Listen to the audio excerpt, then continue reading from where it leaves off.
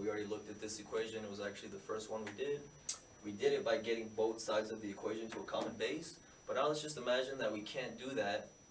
And earlier in this video we said if you can't do that, we're going to go ahead and our second strategy to solving these exponential equations is to take the logs of both sides.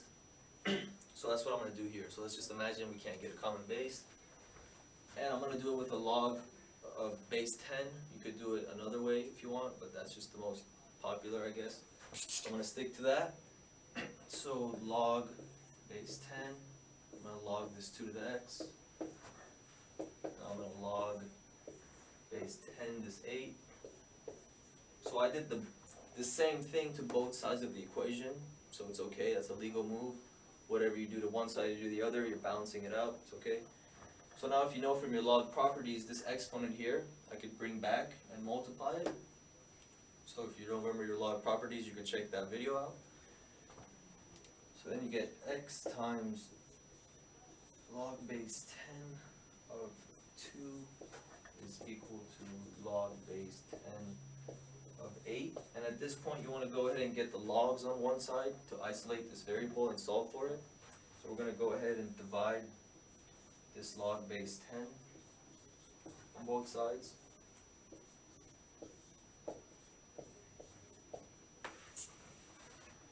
So this cancels, and then we get that our solution is x is equal to log base 10 of 8 divided by log base 10 of 2. We already did this in the beginning, so we know that the solution is x equals 3. But from now on, when we do these equations, when you take the logs of both sides, you kind of get like decimally answers, like long looking answers. So you want to have your calculator nearby. So if you typed in log base log of 8 divided by log of 2, you'd get 3. So let's look at more examples having to do with taking the logs of both sides. Alright, so this is like pretty much the same thing as the other equation we just solved. 2 raised to the power of x equals 15. We just solved 2 raised to the power of x equals 8. But we got like a nice answer for that one.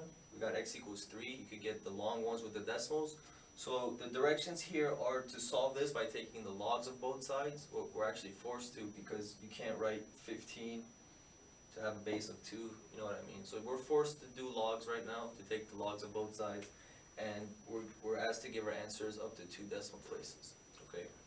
So I'm going to take the log base 10 of both sides, but I'm going to stop writing that. When we don't write the base on a log, we're assuming it's 10. So take the log here, the log of 2x, and the log of 15. Now I'm going to bring this x back because it's a log property, so I get x times log base 2 to the x is equal to log of 15. Alright, now to isolate the x, I'm going to divide this over. See, I didn't have to write this exponent here because I brought it back and I multiplied it. I don't know why I did that. So now I just have log 2, I'm going to divide that over.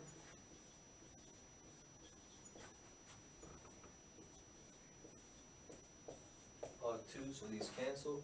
So I get that my answer is x is equal to the log of 15 divided by the log of 2. Now let me check out how many decimal places that's going to go by. So the log, so I'm going to take the log of 15. And one thing I do want to point out is you don't miss, you have to write this as log of 15.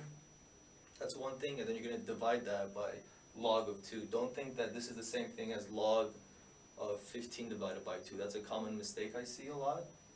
So these things are being divided individually. Okay, so we get the log of 15, enter, decimally looking answer, divide that by the log of 2. So I get 3.906. 3.906. Alright, so I pulled that out from the calculator, but we were asked to give our answers up to 2 decimal places. So rounding off that guy, we get that x is approximately equal to 3.91. Okay? So I just wanted to show you that these answers don't always come out nice, and we're going to have to round up to how many however many decimal places they want us to. Alright, so the past two equations that we've been solving, I don't know if you noticed like a pattern or routine to it. So whenever you have something to an exponent to a variable, a term having exponent as a variable, and when you notice you have to take the logs of both sides, it's true that when you have something in this format, for example, like we did 2 to the power of x equals 15.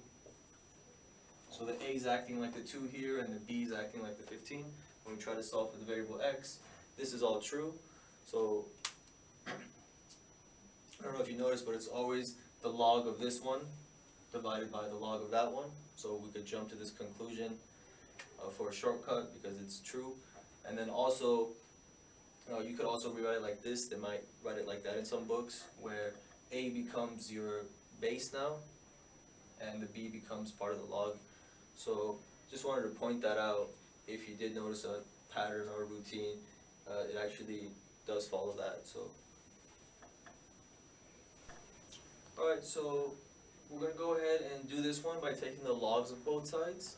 So just like when we did the common base thing, you want to go ahead and isolate your term that carries the exponent as the variable, which is the 4 right now. He's carrying the variable, and it's an exponent, so it's exponential, so just isolate it. So we're going to add the 7 first. So then we get 3 times 4 to the x is equal to 30. Still isolating, so we want to get this 3 off by dividing. So then we get that 4 to the power of x is equal to 10. Now I'm going to take the logs of both sides.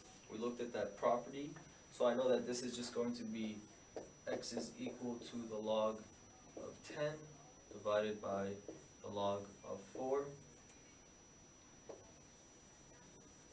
Okay, but I forgot to tell you that in the beginning we're asked to give the answer up to 2 decimal places. So if you pop this in your calculator, log 10 divided by log 4, and not to make the mistake of thinking that you could combine them, I got that x was like about 1.66 up to 2 decimal places. Okay, so that's that. Alright, so checking out this equation here at first glance, we see a 0 on one side, so we're like, whoa, is this thing quadratic or something? But looking further, we see that a variable is up in the place where we usually don't see it as an exponent, so we know that it's saying I'm exponential now. So, don't think this is quadratic because of the 0 on one side, just look further into it. Now we're going to try to isolate the term that carries the variable as the exponent, which is the 5. So let's isolate it by adding the 12 over.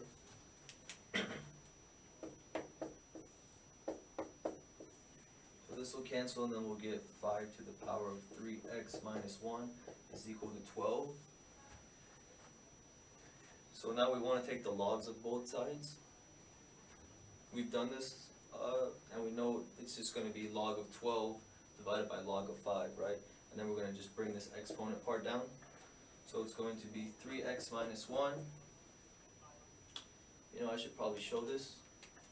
So taking the logs of both sides and bringing the exponent down, so we get 3x minus 1 equals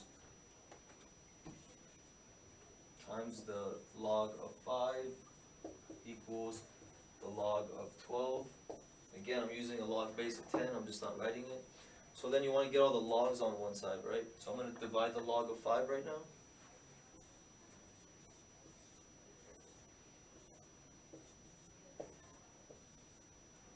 So then I get 3x minus 1 equals all that log stuff.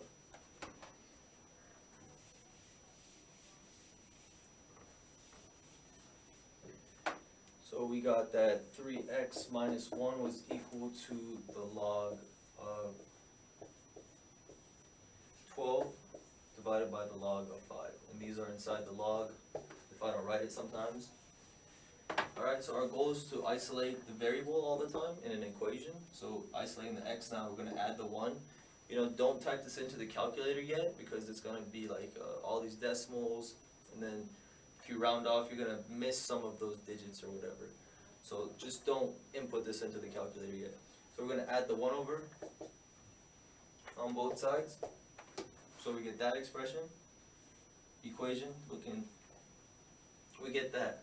So then we're just going to divide the 3 over to be done, right? So we get that this whole thing is going to get divided by 3 or multiplied by 1/3, right? You could divide by 3 or multiply by 1/3. It's the same thing. Okay, so I know that looks nasty, but that's my that's what I'm gonna have to go ahead and put into the calculator. So I would just suggest going about it like this: log of 12, enter, you'll get something. Divide that by log of 5, you'll get something. You're always gonna use second answer, right? Then you just add 1 to what you got from this whole thing. Then you just divide that by 3 or multiply by 1/3. So when I did it, because we have to give our answer up to 2 decimal places, so I got 0.85 when I did it. So you should get something close to that. Alright, so why don't you go ahead and give this a shot. It's the last example I have for you to try regarding taking the logs of both sides. So go ahead and isolate this variable x, and I'll go over it with you. So going about isolation, we're going to go ahead and add the 5 over first.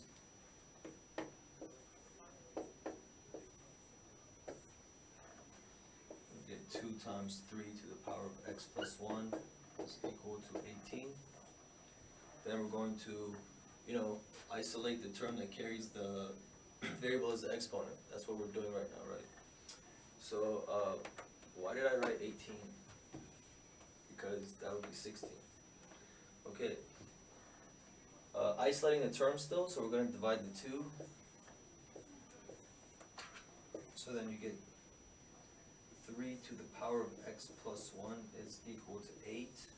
Now we've isolated the term that carries the exponent as the variable. We're going to take the logs of both sides now. So the exponent's going to come down and we're going to log it. So we get x plus 1 coming down, and then it's going to be the log of 3, and that's equal to the log of 8. And we want to get all the logs together, so I'm going to divide the log of 3 over right now.